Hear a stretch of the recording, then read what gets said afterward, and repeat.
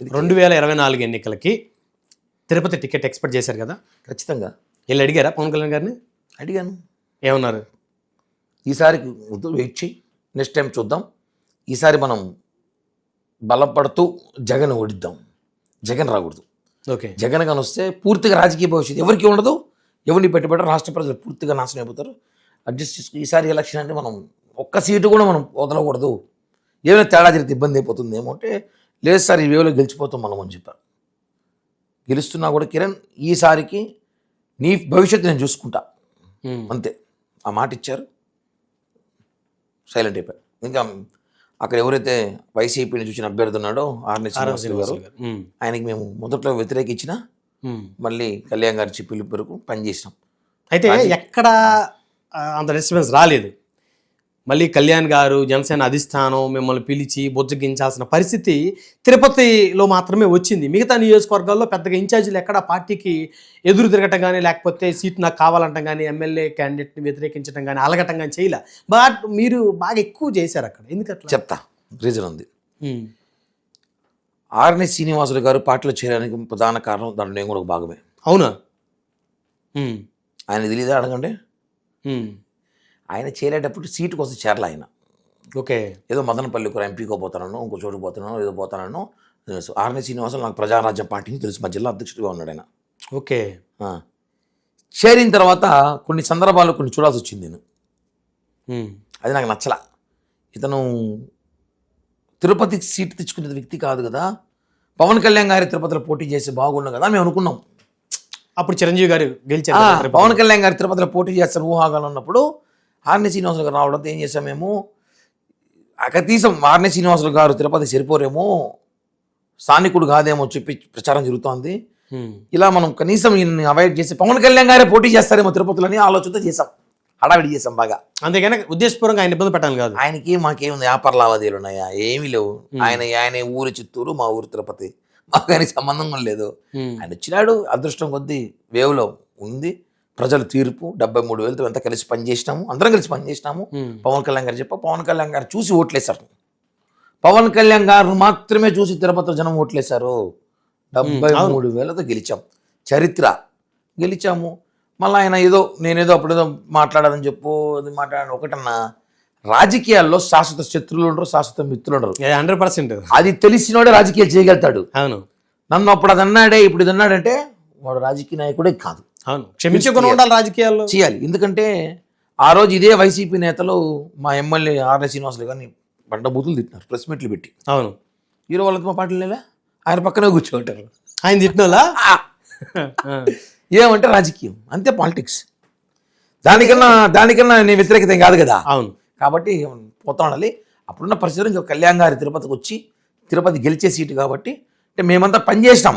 ఇప్పుడు మేము ఊరికి వెళ్ళాం, 27 కేసులు పెట్టుకున్నా, 13 రోజులు జైల్లో ఉన్నా. 27 కేసులు, ఇంకా కేసులు ఉన్నాయి. 7 కేసులు కొత్త లిస్ట్ తీసుకొని వాట్సాప్లో పెడతాను. ఈ గవర్నమెంట్ వచ్చి కూడా కేసులు పెట్టుకున్నాం. మా కర్మ అదే కదా. ఇప్పుడు గవర్నమెంట్ వచ్చాక 2 కేసులు పెట్టుకున్నాం మేము. గవర్నమెంట్ వచ్చిన తర్వాత ఎలక్షన్ ముందు కేసు, గవర్నమెంట్ వచ్చాక మొన్న డిప్యూటీ మేయర్ ఎలక్షన్ తిరుపతిలో కేసులు పెట్టారు కదా. డేట్తో సహా చెప్తాను నీకు నేను. గవర్నమెంట్ వచ్చిన మొన్న డిప్యూటీ మేయర్ ఎలక్షన్ కూడా కేసులు పెట్టారు నా మీద. మీ ఎమ్మెల్యే గారు శ్రీదేవి ఆయన మీద పెట్టారు, ఎమ్మెల్యే గారి మీద కూడా, ఎమ్మెల్యే కొడుకు మీద పెట్టారు, అందరి మీద ఉన్నాయి కేసులు. మొన్న మేము గొడవ చేస్తాము డిప్యూటీ మేయర్ ఎలక్షన్లో, వైసీపీ అభ్యర్థిని కొట్టినామనో, తిట్టామనో, కిడ్నాప్ చేస్తామనో కేసులు పెట్టేశారు మా మీద.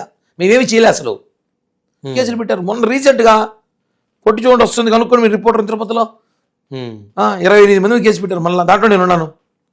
ఆల్రెడీ 27 కేసులు కొట్టుకుంటా వచ్చాం మొన్నటి దాకా. మళ్ళా మళ్ళీ కేసులు 27 కేసులు పెట్టుకున్నా, జైలుకు పోయినాను. నాతో పాటు నా కుటుంబాన్ని తిట్టించుకున్నాను నేను. ఇప్పుడు బ్రహ్మనాయుడిని తిడితే ఓకే, బ్రహ్మనాయుడు కుటుంబాన్ని ఒప్పుకుంటారా? అంతే కదా. చిన్న పిల్లలకు తిట్టించుకున్నాను వైసీపీ వాళ్ళతో.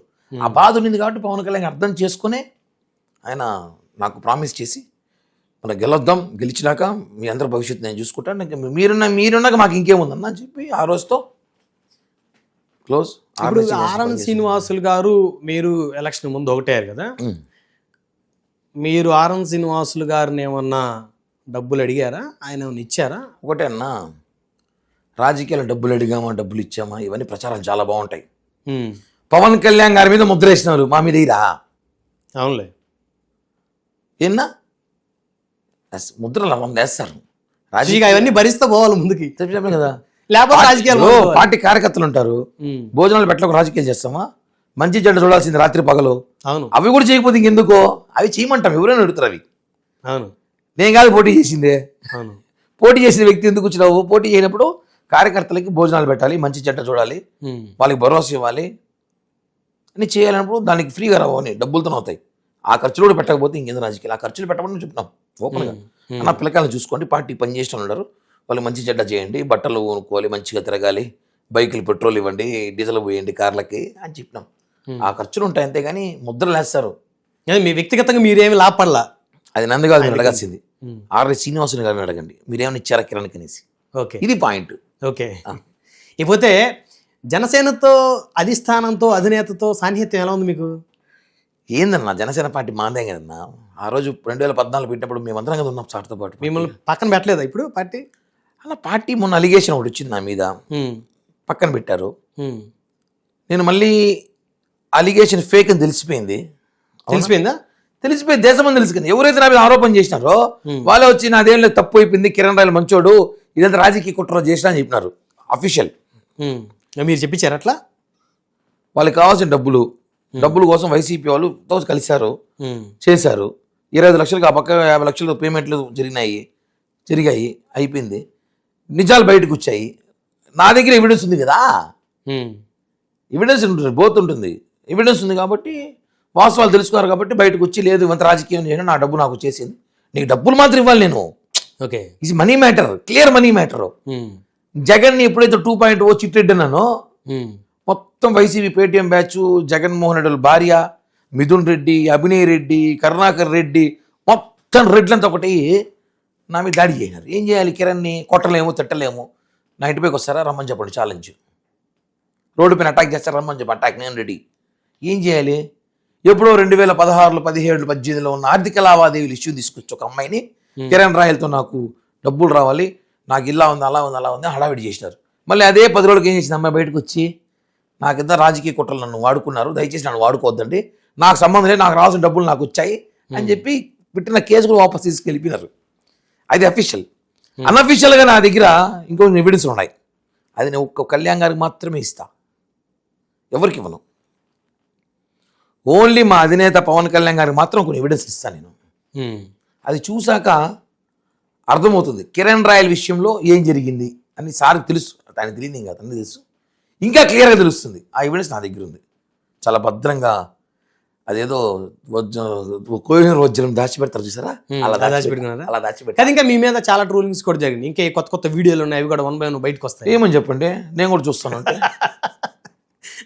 నాకు కూడా ఉంటే చూస్తూ ఉంటే వేయాలి కదా, ఉంటే వేయాలి కదా, వేస్తే చూద్దాం కదా. లేవా? ఉంటే కదా, ఉంటే కదన్నా. ఇప్పుడు ఒకసారి తప్పు చేసినాం అనుకో, దాని 100 మాట్లాడతారు, తప్పు ఉంటే వేయమని చెప్పు, నేను చూస్తాను, నాకు తెలియాలి కదా, వీడియోలు ఏమన్నా నాకు తెలియాలి కదా.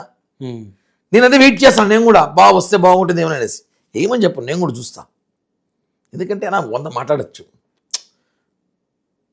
ఒక తప్పు జరిగినప్పుడు వాడు చాలా తప్పులు చేశాడు మాట్లాడతారు, ఉంటే చూపించి ఎవిడెన్స్.